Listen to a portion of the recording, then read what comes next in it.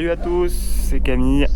Alors aujourd'hui je vais vous parler d'un trip vol-bivouac dans les monts du Cantal, dans le massif central, dont le principe va être de décoller du plomb du Cantal.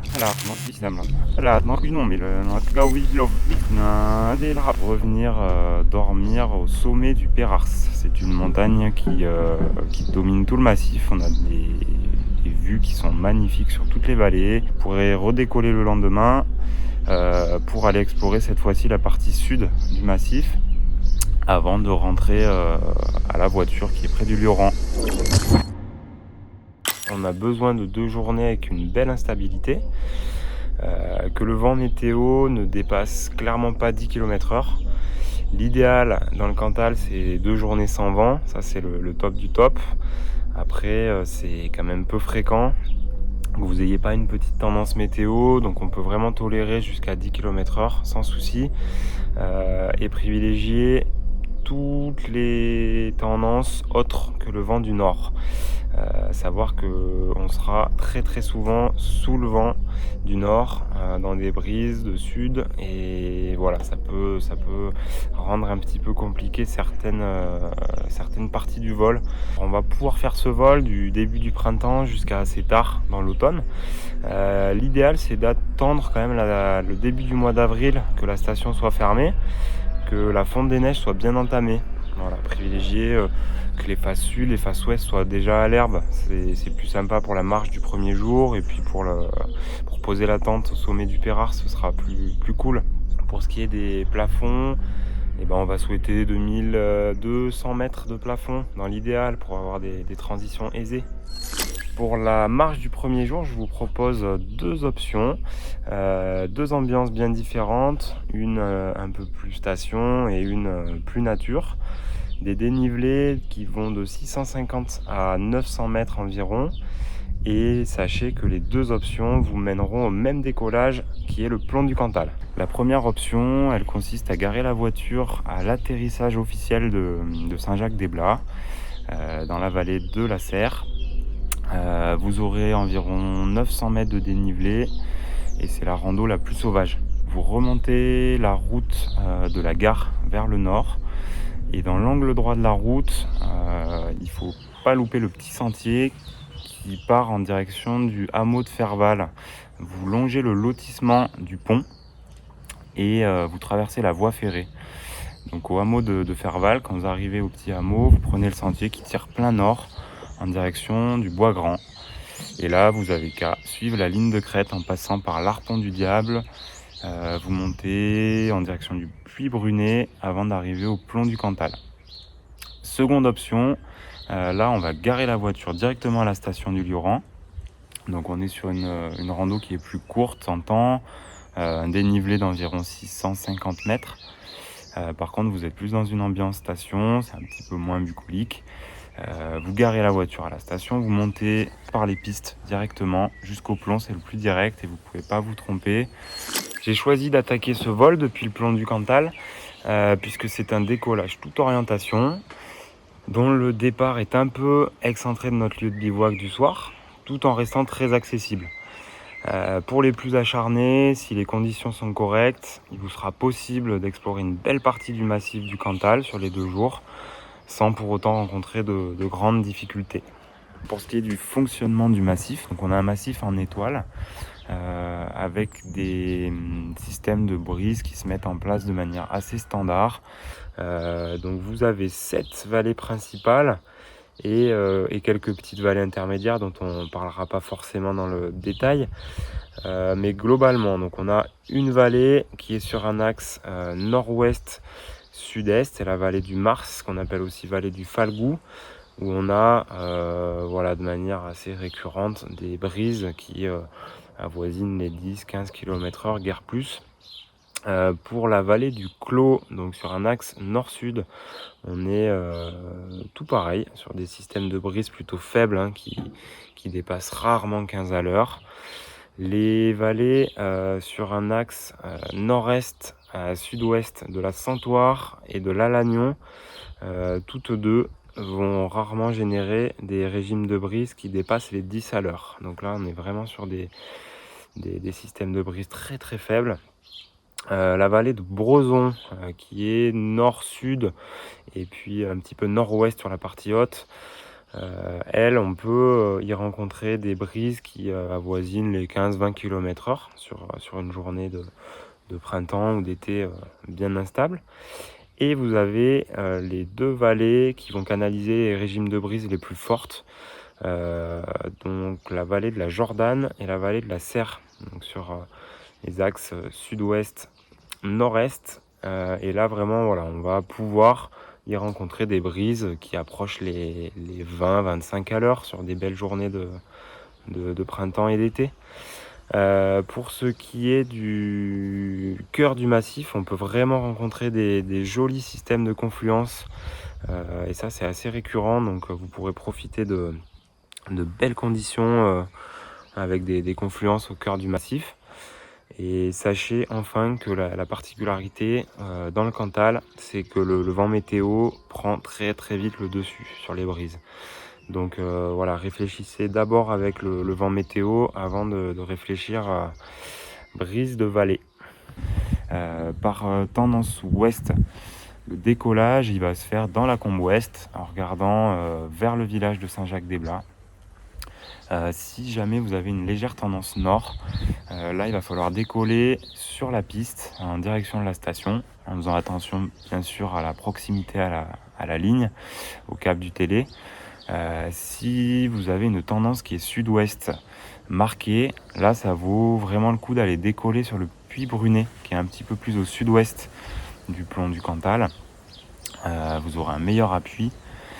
Et si vous avez plutôt des secteurs sud à sud-est, là ça vaut vraiment le coup de décoller dans le cirque de Grandval, qui donne plein sud du plomb. Et là le gros avantage, c'est que vous avez des vaches possibles un petit peu partout. Vous pouvez vous poser partout dans les pentes. Alors on va viser un décollage entre midi et 14h, quand les conditions thermiques sont bien en place. Par contre, on va pas forcément attendre que la brise de la vallée de la Serre soit trop puissante. À ce moment-là, ça peut lécher un petit peu le relief et rendre l'extraction plus délicate. Lorsque les conditions sont en place, c'est assez fréquent de sortir juste devant le décollage. Le plomb du Cantal, c'est un site qui marche quand même assez bien. C'est pas pour rien que je vous ai proposé ce décollage là et pas un autre. Vous allez avoir deux options qui s'offrent à vous. La première, c'est de commencer à transiter et de vous rapprocher du lieu de bivouac du soir. La seconde, c'est de vous faire un petit tour d'échauffement en aller-retour sur la crête qui prolonge le plomb du Cantal. Vous pouvez avancer jusqu'au Puy Gros, voire jusqu'au Puy de Banne si les plafonds sont corrects. Par contre, vous amusez pas à aller plus loin que le Puy de Banne. Là le sol redescend franchement et ça devient souvent plus compliqué. Pour la suite de la balade, dans tous les cas il vous faut revenir au plomb du Cantal, refaire le plein et attaquer la première transition. Elle va se faire donc vers le nord-ouest et on va avoir deux options de transition. La première, c'est de transiter en direction du Puy Grioux, qui est un grand classique du coin. La seconde option, un petit peu moins classique, c'est de passer par le bec de l'Aigle. Donc pourquoi privilégier l'option Grioux? C'est assez souvent qu'on va passer par là. Si on est relativement haut, on parlait de plafond aux alentours de 2002-2003. Et là, on va viser directement à la verticale de la montagne, du Puy Grioux, ou un petit peu en avant. Si jamais les secteurs ensoleillés sont plus en avant dans le cirque qui est plutôt au sud-est du Grioux. Pour ce qui est de l'option 2 du bec de l'Aigle, on va privilégier cette transition si jamais on se trouve un peu bas, si on est entre 2000 et 2002. On va pouvoir bénéficier un petit peu plus de la brise, du lit de la brise de la Serre, qui nous poussera jusqu'au bec de l'Aigle, où là on trouve souvent des thermiques sur les faces sud et on peut assez facilement continuer jusqu'au Batailleuse. Quoi qu'il en soit, après avoir refait le plein au Grioux ou au Batailleuse, vous pouvez continuer vers le cœur du massif, où là on aura à nouveau deux options possibles. La première, c'est de continuer la balade vers le Pérars, qui sera notre lieu de bivouac pour le soir. Privilégier le Pérars si on a une légère tendance ouest-nord-ouest. Sinon, vous pouvez directement aller dans les pentes sud du Puy-Marie, hein. Toutes les combes sud, elles marchent assez bien et vous pouvez y trouver des thermiques assez généreux. Ensuite, vous avez plusieurs options de rallonge possibles. La première option, c'est d'avancer en direction du col d'Aulac, donc sur les crêtes qui sont exposées sud-ouest de la vallée du Falgou. Et là, vous passez par le Puy de la Tourte, le Pélat, le Suc de Ron. Le cheminement au relief, il ne faut pas compter sur quelque chose qui fonctionne aussi bien que dans les Alpes, hein, donc c'est préférable de tout prendre. Et si la crête est bien allumée, on peut quand même assez facilement faire une dizaine de kilomètres en aller-retour et avancer jusqu'au village de Saint-Vincent-de-Salers. Voilà, vous amusez pas à avancer beaucoup plus, à être trop gourmand, ça devient souvent un peu plus compliqué. La seconde option de rallonge, et ce sera l'option à privilégier si vous avez un doute sur les conditions, parce que le retour à proximité du lieu de bivouac reste assez facile. Donc cette option-là, c'est d'avancer en direction du Niremont pour continuer vers le décollage de Chabrère. Et vous pouvez avancer le long du plateau du Limon jusqu'au village de Chélade, les meilleures journées. Le gros avantage de cet axe-là, c'est que vous pouvez, si jamais vous passez un peu hors cycle, vous poser facilement sur le plateau du Limon, sur les bords de plateau, c'est sans danger. Donc voilà, c'est un axe à privilégier si vous avez un doute. Pour la fin du vol du jour 1, donc je vous propose deux options de poser. La première, c'est de poser au Buron des Lacs. Là, on est sur le posé le plus serein, le plus grand. C'est plat. Et par contre, il va falloir faire attention. Il y a une zone humide sur la partie basse, la partie est de ce posé. Donc, posez-vous le plus proche possible de la route, si possible, pour finir les pieds au sec. Ensuite, vous aurez 350 mètres de dénivelé pour continuer vers le Pérars et aller planter la tente. Seconde option, on va se poser directement sous le sommet. On est 50 mètres sous le sommet. Privilégiez vraiment se poser en cas d'aérologie très très cool. Si la brise d'ouest est bien canalisée et que vous sentez que la masse d'air le permet. Et faites vraiment attention, il y a des blocs de pierre un petit peu autour. Donc voilà, allez-y cool. Le lieu de bivouac que je vous propose, vous l'aurez peut-être survolé auparavant. La particularité qu'il a, c'est de bénéficier d'un joli plat herbeux pour planter la tente. Et le panorama, il y est assez magique. Vous avez la vue sur l'ensemble des vallées du Cantal. Vous aurez à la fois le coucher du soleil et le lever le lendemain. Ça, c'est plutôt parfait. Moi, ce que je vous conseille, c'est d'emmener une tente. Les nuits dans le Cantal sont parfois fraîches et souvent ventées. La nuit, c'est très très rare de ne pas avoir quelques km/h de vent.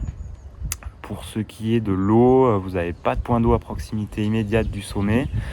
Par contre, vous avez la possibilité de faire le plein au Buron des Lacs. Donc ça en fait un posé stratégique. Ce que je vous conseille fortement, c'est d'attendre la mi-journée pour assurer un vol long. Ça, c'est valable d'une manière générale dans le Cantal.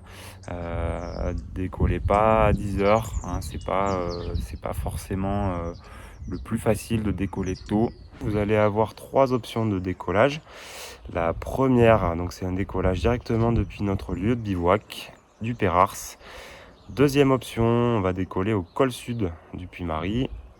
Et enfin, troisième et dernière option, le col du Redondé. Pour le déco du Pérars, on privilégiera vraiment cette option en cas de vent météo d'est ou nord-ouest. Si jamais vous n'avez pas de vent du tout, je vous invite à privilégier une des deux options suivantes. Donc le col sud, on descend en direction de l'ouest, en direction de la brèche de Roland. On passe la croisée des chemins qui est vraiment au pied du Puy-Marie. Et là, on décolle quelques mètres plus loin sur l'épaule herbeuse qui est plein sud-est du Puy-Marie. Donc là, on privilégie cette option du col sud si jamais vous avez plutôt une tendance météo du sud à sud-ouest. L'option col du Redondé, on pourra la privilégier si jamais on a un petit peu plus de sud à sud-est. Et là, la marche, donc on continue le sentier au sud du Puy-Marie, on rattrape la route direction Mandaille et vous faites un petit kilomètre sur la route jusqu'au virage à 180 degrés. Et là, vous avez un décollage qui est vraiment juste à côté de la route. Et vous avez souvent une balise météo qui est installée. Donc, vous pouvez regarder au lever le matin les valeurs de vent qu'il y a au col du Redondé. Dans un cas comme dans l'autre, je vous invite à aller faire le plein au Puy-Marie. Et là, 2 options vont s'offrir à vous. La première, ça va être un retour voiture en passant par le Puy-Grioux, qui était notre transition du premier jour. Donc là, on va faire cette même transition dans l'autre sens, plein sud-est. Et sachez que vous êtes depuis le Puy-Grioux à finesse de la voiture. Option numéro 2, donc il vous est possible de faire une petite balade en longeant les faces sud-est en direction de Saint-Cirque-de-Jordan. Et là, vous passerez par le Chavaroche, le Piquet, le Cabrespine et vous prêtez bien à faire demi-tour avant que les reliefs descendent sous les pieds. Et souvent, c'est préférable de faire demi-tour au niveau du sommet qui se situe 1 km après le Bassirou. Donc il s'agit d'un aller-retour et vous repassez bien au niveau du Puy-Marie pour à nouveau refaire la transition du premier jour vers le Puy-Grioux. Là encore, au niveau du Puy-Grioux, vous avez 2 options possibles. Donc soit vous rentrez directement à la voiture, vous êtes à finesse depuis le sommet du Grioux, vous êtes à finesse de la voiture. Et la seconde option, elle consiste à entamer une branche vers le sud-ouest en avançant vers l'élan 16, le Roc du Chauve et le Courpoux Sauvage. La face ouest, elle marche très très bien l'après-midi.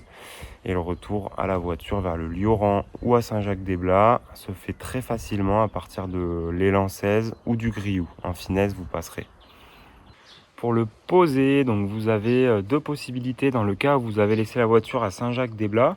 Un posé officiel qui se fait sur le terrain de foot de Saint-Jacques. C'est un terrain qui n'est pas immense, qui est bordé d'arbres dans sa partie sud principalement. Et vous avez une ligne électrique. C'est malgré tout un terrain qui est assez confortable si la brise est en place et c'est du coup un terrain à prioriser du fait qu'il soit officiel. Si vous avez des doutes sur les conditions, que ce terrain il vous paraît trop technique, vous pouvez vous poser sur le terrain qui est au nord du lotissement du pont, juste au nord du sentier que vous aurez emprunté le premier jour. Et si ce terrain est fauché, vous pouvez y aller sans problème. Par contre, si jamais vous allez vous y poser par précaution, car l'officiel vous paraît technique et que l'herbe est haute, faites l'effort de sortir vite du champ avec la voile en boule et aller payer au bord de la route. Donc, seconde option, si vous avez laissé votre voiture au Lioran. Le premier jour, donc le posé, il va se faire sur la zone d'activité, sur le terrain en forme de cuvette. Il y a des remontées mécaniques, souvent quelques promeneurs, des animations, donc voilà, il faut faire attention à tout ça. Sinon, c'est un posé qui reste très confortable.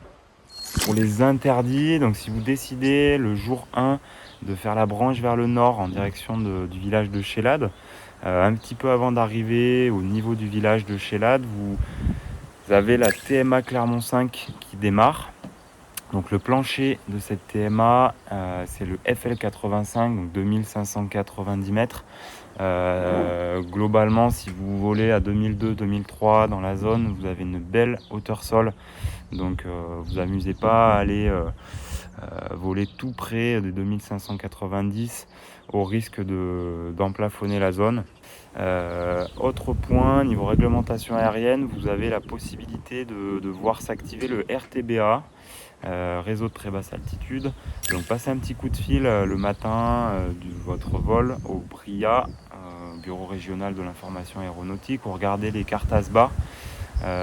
Et il s'agit de la zone R593B. Donc jetez-y un petit coup d'œil, ça peut compromettre le vol. Petit détail, ça peut arriver dans le Cantal d'entendre, voire assez près des avions de chasse. Ils peuvent voler à vue, voilà, il faut le savoir.